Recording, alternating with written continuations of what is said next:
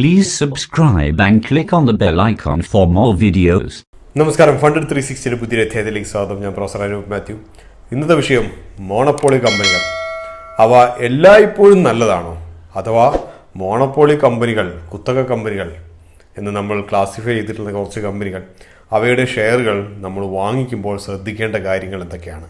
നമുക്കറിയുന്ന പോലെ തന്നെ മാർക്കറ്റ് ഷെയർ ഒരു പർട്ടിക്കുലർ സെക്ടറിൻ്റെ, ഒരു പ്രത്യേക സെക്ടറിൻ്റെ, ഒരു പ്രത്യേക പ്രോഡക്റ്റ് പോർട്ട്ഫോളിയോ, അതിൻ്റെ മാർക്കറ്റ് ഷെയർ ഒരു ബഹുഭൂരിപക്ഷവും മൃഗീയ ഭൂരിപക്ഷവും കൈയാളുന്ന കമ്പനികളെയാണ് നമ്മൾ സാധാരണയായിട്ട് മോണോപോളീസ് എന്ന് വിളിക്കാറ്. മോണോപോളി എന്ന് പറയുന്ന ഒരു കോൺസെപ്റ്റോ അല്ലെങ്കിൽ അങ്ങനത്തെ ഒരു സംഭവത്തിനെയോ ഇന്ത്യയിൽ ഒരിക്കലും എൻ്റർടൈൻ ചെയ്യുന്നില്ല എന്നുള്ള കാര്യം മനസ്സിൽ വെക്കണം. നമുക്കിവിടെ ആൻറ്റി മോണോപോളി ആക്ട്സ് വളരെ കൂടുതലായിട്ടുണ്ട്.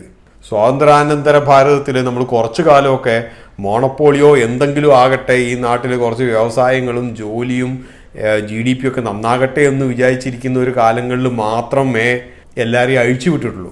അതേസമയം അതിനുശേഷം 1969 MRTP ആക്ട് നിലവിൽ വന്നു, അതായത് monopolies and restrictive trade practices act. അപ്പോൾ ഇതിൻ്റെ ഒരു ഉദ്ദേശം എന്ന് പറഞ്ഞാൽ എന്തായിരുന്നു എന്ന് വെച്ചാൽ, ഒരു പ്രത്യേക ഏരിയയിലുള്ള സർവീസ് ആകട്ടെ, പ്രോഡക്ട്സ് ആകട്ടെ, ഇതൊന്നും ഒരു കമ്പനി മാത്രമായി കയ്യിൽ വെച്ചുകൊണ്ടിരിക്കരുത്, മറ്റുള്ളവരെ കടന്നു വരാൻ അനുവദിക്കാതിരിക്കരുത്. അപ്പോൾ കോമ്പറ്റീഷനാണ് നമ്മൾ മുമ്പോട്ട് നോക്കുന്നത്.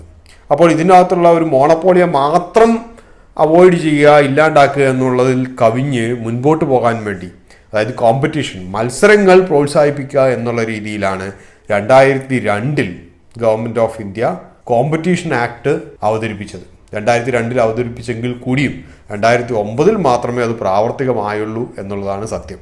അപ്പം ഞാനിത് പറയാനുള്ള കാരണം എന്ന് വെച്ച് കഴിഞ്ഞാൽ, മനസ്സിൽ വെക്കേണ്ട കാര്യം, നമ്മൾ ഒരിക്കലും കുത്തക അല്ലെങ്കിൽ മോണോപോളി എന്നുള്ളതിനെ ഒരു വികസിത രാജ്യവും വികസ്വര രാജ്യങ്ങളും അംഗീകരിക്കുന്നില്ല.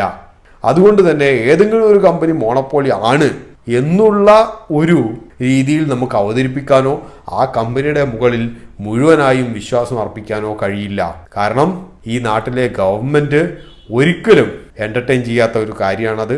അതുകൊണ്ട് തന്നെ മത്സരം കൂടുതൽ ഉണ്ടാക്കാൻ വേണ്ടി ഗവൺമെൻറ് എല്ലാ സമയവും മറ്റുള്ള കമ്പനികളെ പ്രോത്സാഹിപ്പിച്ചുകൊണ്ടിരിക്കും ആ സെക്ടറിൽ. ഇതിനുള്ള അപവാദമായി ആകെ നിലനിൽക്കുന്നത് ഗവൺമെൻറ്റിൻ്റെ ചില മോണോപോളി കമ്പനികൾ മാത്രമേ ഉണ്ടാകൂ എന്നുള്ളതും കൂടി അറിഞ്ഞിരിക്കുക. എങ്കിൽ പോലും നമ്മൾ പലപ്പോഴും ഈ മോണോപോളി കമ്പനീസ് എന്നുള്ളൊരു പേര് ഉപയോഗിക്കുന്നതിൻ്റെ കാരണം അത് മോണോപോളി കമ്പനി ആയതുകൊണ്ടല്ല, പക്ഷേ മാർക്കറ്റ് ഷെയർ ആ ഒരു സെക്ടറിൽ വളരെ കൂടുതൽ ഹാൻഡിൽ ചെയ്യുന്നതുകൊണ്ട് മാത്രമാണ്. അപ്പോൾ ഇതുപോലത്തുള്ള ഒരു മോണോപോളി കമ്പനികളുടെ മുകളിൽ നിക്ഷേപിക്കുന്നതിന് മുമ്പ് നമ്മൾ ശ്രദ്ധിക്കേണ്ട കുറച്ച് കാര്യങ്ങളൊക്കെയുണ്ട്. മോണോപോളിയാണ് അല്ലെങ്കിൽ വലിയൊരു മാർക്കറ്റ് ഷെയർ ഹോൾഡ് ചെയ്യുന്നു എന്നുള്ളതിൻ്റെ ഒറ്റ കാരണം കൊണ്ട് നമ്മൾ കണ്ണടച്ച് പോയിട്ട്, ബ്ലൈൻഡ് ആയിട്ട് പോയിട്ട് ഇൻവെസ്റ്റ് ചെയ്തിട്ട് നമ്മൾ വെറുതെ കാത്തിരുന്ന് ഇനി ഞാൻ 10 കൊല്ലം കഴിഞ്ഞിട്ട് തിരിച്ചു വരാം എന്ന് പറഞ്ഞിട്ട് ഇരിക്കരുത്. അത് പലപ്പോഴും അപകടകരമായിട്ടൊരു അവസ്ഥയിലേക്ക് എത്തും. മോണോപോളി കമ്പനികൾ, കുത്തക കമ്പനികൾ എന്ന് പറയുന്നത്, അഥവാ ആ ഒരു അവസ്ഥയിൽ ഇരിക്കുന്ന കമ്പനികളെ സംബന്ധിച്ച്, മാർക്കറ്റ് ഷെയർ വളരെയധികം കൈയാളുന്ന കമ്പനികളെ സംബന്ധിച്ച് ഇവയെ നമുക്ക് താരതമ്യം ചെയ്യാൻ കഴിയുന്നത് ഒരു വലിയൊരു കോട്ടയോടാണ്. കോട്ടയുടെ ചുറ്റും സാധാരണ രീതിയിലൊരു ട്രെഞ്ചൊക്കെ നിങ്ങൾ കണ്ടിട്ടുണ്ടാവും. ആ ട്രെഞ്ചിൻ്റെ അകത്ത് വെള്ളമൊക്കെ നിറച്ച് മുതലേനൊക്കെ ഇട്ടിട്ടുണ്ടാവും. പുറത്തുനിന്ന് ആർക്കും അങ്ങോട്ടേക്ക് കയറി വരാൻ പറ്റില്ല, അഥവാ കോട്ടയുടെ ഉള്ളിലേക്കോ അതിനുള്ളൊരു ആക്സസോ ഉണ്ടാകില്ല. അപ്പോൾ ഈ കോട്ട എല്ലാ കാലവും സുരക്ഷിതമാണ്. എത്രത്തോളം കാലം? അങ്ങോട്ടുള്ള ഒരു സെക്യൂരിറ്റി ബ്രീച്ച് ചെയ്യുന്നിടത്തോളം കാലം. ആരെങ്കിലും ഒരു പാലമുണ്ടാക്കുകയോ അല്ലെങ്കിൽ കോട്ട ഇടിച്ചു തകർക്കുകയോ അങ്ങനെയൊക്കെ ചെയ്തു കഴിഞ്ഞാൽ അതോടുകൂടിയിട്ട് ആ കോട്ട, ആ ഒരു പ്രതിരോധം ഇല്ലായ്മയായി പോകും. എത്രത്തോളം ഈ കോട്ട ശക്തമായിരുന്നോ അത്രത്തോളം കൂടുതൽ കാലം ആ കോട്ടയെ പ്രതിരോധം വളരെ ശക്തമായിരിക്കും. ഇതിൻ്റെ ഏറ്റവും വലിയൊരു പ്രശ്നം, വളരെയധികം കാലമായി യാതൊരു ഭീഷണിയും നേരിടാതിരുന്ന ഒരു കോട്ടയ്ക്ക് ഉള്ളിലുള്ള പടയാളികൾ ഒരു കാലത്തും ചിലപ്പോൾ യുദ്ധം ചെയ്തിട്ടുണ്ടാകില്ല. കാരണം കോട്ട തന്നെയായിരുന്നു ഏറ്റവും വലിയ പ്രതിരോധം. അതുകൊണ്ട് തന്നെ ഇതിൻ്റെ പ്രതിരോധത്തിന് ബ്രീച്ച് ചെയ്തിട്ട് ഉള്ളിൽ കയറിയവർക്ക് അതിനുള്ളിലുള്ള പടയാളികളെ കീഴടക്കാൻ വളരെ എളുപ്പമാണ്. ഇത് തന്നെയാണ് കുത്തക കമ്പനികൾക്കും സാധാരണ സംഭവിക്കാറ്. അവരൊരു വളരെയധികം കാലം ഒരു മാർക്കറ്റ് അടക്കി വാണിരിക്കാം, പക്ഷേ അതിൻ്റെ ആ ഒരു മാർക്കറ്റ് ഷെയറിന് ബ്രീച്ച് ചെയ്ത് ആരെങ്കിലും കയറിക്കഴിഞ്ഞാൽ ആ ഒരു കോമ്പറ്റീഷനെ എങ്ങനെ നേരിടണം എന്നുള്ള ഒരു സ്ട്രാറ്റജി മിക്ക കമ്പനികളുടെയും കയ്യിലുണ്ടാകില്ല. ഇതാണ് ഒന്നാമത്തെ ഏറ്റവും വലിയ പ്രശ്നം വലിയ മാർക്കറ്റ് ഷെയറുള്ള കമ്പനികൾക്ക്. നോക്കിയ പോലെയുള്ള കമ്പനികളൊക്കെ നമ്മൾ കണ്ടതാണ്. അപ്പോൾ അതിൽ കടന്ന ആത്മവിശ്വാസവും മാറ്റങ്ങളിലേക്കുള്ള വിമുഖതയും. കാരണം മാറ്റം വേണ്ട, കാരണം നമ്മൾ തന്നെയാണ് ഇവിടുത്തെ കുത്തക, നമ്മൾ തന്നെ പറയുന്നത്, നാട്ടുകാർ വിശ്വസിച്ചോളും, നാട്ടുകാർ കേട്ടോളും, നമ്മൾ മാർക്കറ്റിനെ ഡിക്റ്റേറ്റ് ചെയ്യും എന്നുള്ളത് തോന്നൽ, അതാണ് പതനത്തിന് വഴിവെച്ചത്. ഇപ്പൊ രണ്ടാമത്തെ ഒരു പ്രശ്നം അതാണ്, ഇങ്ങനെയുള്ള കുത്തക കമ്പനികൾ എന്ന് വിശേഷിപ്പിക്കാവുന്നവയൊക്കെ ഇവർക്ക് എക്സ്പാൻഷൻ, ഓപ്പറേഷൻസ് എക്സ്പാൻഡ് ചെയ്യാനുള്ളൊരു വളരെ വിമുഖത കാണും. കാരണം അവരിപ്പോൾ തന്നെ സ്റ്റഡി ആയിട്ടുള്ള ഒരു ഓപ്പറേഷൻ ഇൻകം ആസ്വദിച്ചുകൊണ്ടിരിക്കുന്നുണ്ട്. അപ്പോൾ കൂടുതലായിട്ട് നമ്മൾ അഗ്രസീവായിട്ട് പുതിയ മാർക്കറ്റുകൾ തേടിപ്പിടിക്കേണ്ടതായിട്ടോ അല്ലെങ്കിൽ കൂടുതലായിട്ടുള്ള ക്ലയൻസിനെ നേടിയെടുക്കേണ്ടതായിട്ടോ ഒരു തോന്നലുകളോ, വളരെ അഗ്രസീവായിട്ട് ആളെ പിടിക്കുക, അങ്ങനത്തെ ഒരു തോന്നലുകളൊന്നും ഒരിക്കലും സെയിൽസ് സ്ട്രാറ്റജിക്ക് ഉണ്ടാകില്ല. ജനറലി സെയിൽസ് ഫോഴ്സ് പലപ്പോഴും ഒരു കളക്ഷൻ ഫോഴ്സായിട്ട് മാത്രം അധപതിച്ചു പോയേക്കാം. പുതിയ സെയിൽസിലേക്കൊന്നും ഇൻട്രസ്റ്റ് ഇല്ലാതെയോ പുതിയ മാർക്കറ്റുകൾ തേടിപ്പോകാനുള്ള വിമുഖതയോ അതിനു വേണ്ടി തേടിപ്പോകാൻ വേണ്ടിയുള്ള വിഭവശേഷിക്കു വേണ്ടിയും ഉള്ള നിക്ഷേപം നടത്താനുള്ള വിമുഖതയോ കാണിച്ചേക്കാം. ഇതാണ് രണ്ടാമത്തെ വലിയ പ്രശ്നം. ഇതിന്റെ തന്നെ കൂടെ വായിക്കേണ്ട ഒരു പ്രശ്നമാണ് ഉണ്ടാകുന്ന ലാഭം റീഇൻവെസ്റ്റ് ചെയ്തിട്ട് കമ്പനി നന്നാക്കാനോ വലുതാക്കാനോ ഉള്ള ഒരു വിമുഖത. ഉണ്ടാക്കുന്ന ലാഭം കൂടുതലായി ഡിവിഡൻഡ് കൊടുത്തു തീർക്കുക എന്നുള്ള ഒരു നയം അവലംബിക്കപ്പെട്ടേക്കാം. ഇതും അത്ര നല്ല കാര്യമായി നമ്മൾ കണക്കാക്കേണ്ടതല്ല.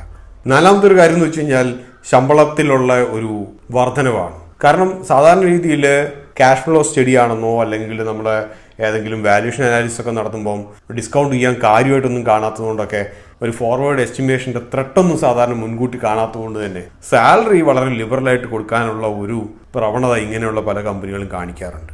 അഞ്ചാമത്തെ ഒരു ത്രെട്ടാണ് വിദേശ രാജ്യങ്ങളിൽ നിന്നുള്ള ഒരു ടെക്നോളജിക്കൽ ത്രെട്ടോ അല്ലെങ്കിൽ കോമ്പറ്റീഷൻസോ പെട്ടെന്ന് നേരിടുന്നത്. കാരണം നമുക്കറിയുന്ന പോലെ തന്നെ വിദേശങ്ങളിൽ പലയിടത്തും പല പല സ്റ്റാർട്ടപ്പുകളോ വേറെ എന്തെങ്കിലുമൊക്കെ വന്നോ അല്ലെങ്കിൽ ഒരു കമ്പനി തന്നെ പെട്ടെന്ന് വളരെ കാലമായി റിസർച്ചിൻ്റെ ഫലമായി പുറത്തുവിടുന്ന ഒരു പ്രത്യേക പ്രോഡക്റ്റോ, ഇവ പണ്ടത്തതുപോലെയല്ല, പതുക്കെ പതുക്കെ വരുന്നതല്ല, വേൾഡ് വൈഡ് ആയിട്ട് പലയിടത്തേക്കും റിലീസ് ചെയ്യുന്നതും ഇംപ്ലിമെൻറ്റ് ചെയ്യുന്നതുമായിട്ടുള്ള കാര്യങ്ങളാണ് നമ്മൾ ഇന്നത്തെ കാലത്ത് കാണുന്നത്. അപ്പോൾ ഇവിടെ ഒരു മോണോപോളി ആസ്വദിച്ചുകൊണ്ടിരിക്കുന്ന, ഇവിടുത്തെ വലിയൊരു മാർക്കറ്റ് ഷെയർ ആസ്വദിച്ചുകൊണ്ടിരിക്കുന്ന ഒരു കമ്പനി, ആ കമ്പനിയുടെ മാർക്കറ്റ് പെട്ടെന്നൊരു ദിവസമോ അല്ലെങ്കിൽ ഒരു വർഷം കൊണ്ടോ ഈ പുതുതായി വിദേശത്ത് നിന്ന് വന്ന കമ്പനി അവരുടെ പ്രോഡക്റ്റുകൾ പിടിച്ചെടുത്തേക്കാം. അങ്ങനെ സംഭവിക്കുന്ന ഒരു സമയത്ത് ഈ ഒരു കോമ്പറ്റീഷനെയോ അല്ലെങ്കിൽ ഈ ഒരു ടെക്നോളജീനെയോ എങ്ങനെ നേരിടണമെന്നുള്ളത് ഇങ്ങനെയുള്ള കമ്പനികൾക്ക് അറിയാൻ കാര്യമായ വഴിയില്ല. പിന്നെ നമ്മളെ മാനേജ്മെൻറ്റ് ക്വാളിറ്റിയാണ്.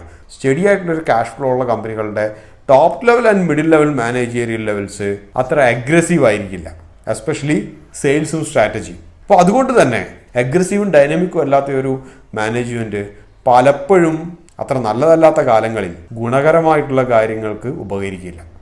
മറ്റൊന്നുള്ളത് നിക്ഷേപകരെ കുറിച്ചാണ്.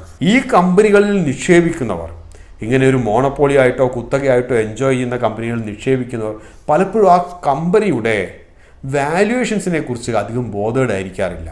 കാരണം ഒരു കുത്തക കമ്പനിയെ സംബന്ധിച്ച് അതിൻ്റെ PO PG ഒന്നും വലിയൊരു കാര്യമായിട്ട് ആരും എടുക്കാറില്ല. എന്തിനേറെ പറയുന്നു, ക്യാഷ് ഫ്ലോ പോലും കാര്യമായിട്ട് ആരും എടുക്കാറില്ല. 200-250 PE ഇരിക്കുന്ന IRCTC അത് മോശം കമ്പനിയാണെന്നും ആരും പറയാറില്ല. അതുകൊണ്ട് ഇനി കൂടുതലായിട്ടുള്ള നിക്ഷേപങ്ങൾ അതിലേക്ക് വേണ്ട എന്നും ആരും പറയാറില്ല. ഇതിനൊരു ഭീഷണി നേരിടുന്ന വരെ ഈ പറഞ്ഞ കാര്യങ്ങളെല്ലാം സത്യമാണ്. ഉദാഹരണമായി പറയുകയാണെങ്കിൽ ഗവൺമെൻറ് IRCTCയുടെ മോണോപോളി ഇനി വേണ്ട, അതിന് പകരം പ്രൈവറ്റ് പ്ലെയേഴ്സിനെയും കൂടി അതിലേക്ക് ആ ഒരു സ്പേസിലേക്ക് നമുക്ക് അനുവദിക്കാം എന്ന് പറഞ്ഞാൽ അപ്പോഴാണ് ആളുകൾ IRCTCയുടെ നമ്പേഴ്സിനെ കുറിച്ചും വാല്യുവേഷനെ കുറിച്ച് പ്രധാനമായും കൂടുതൽ പ്രാധാന്യം നൽകുക.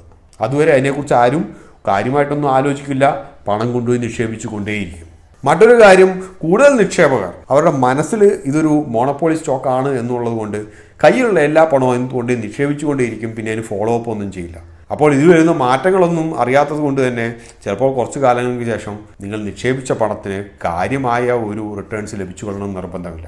അവസാനമായി, ലോകത്തിലെ പല കുത്തക കമ്പനികൾക്കും മാർക്കറ്റ് ഷെയർ വളരെയധികം കൈയാളിയിരുന്ന പല കമ്പനികളും സംഭവിച്ചുള്ള ഒരു കാര്യം, ക്യാഷ് സർപ്ലസ് ഇവ കുമിഞ്ഞുകൂടി വരുമ്പോൾ വളരെ റിസ്കി ആയിട്ടുള്ള മറ്റു പല ബിസിനസ്സുകളിലേക്കും കാശ് നിക്ഷേപിക്കാനുള്ള ഒരു പ്രവണത ഇവ കണ്ടുവരുന്നു.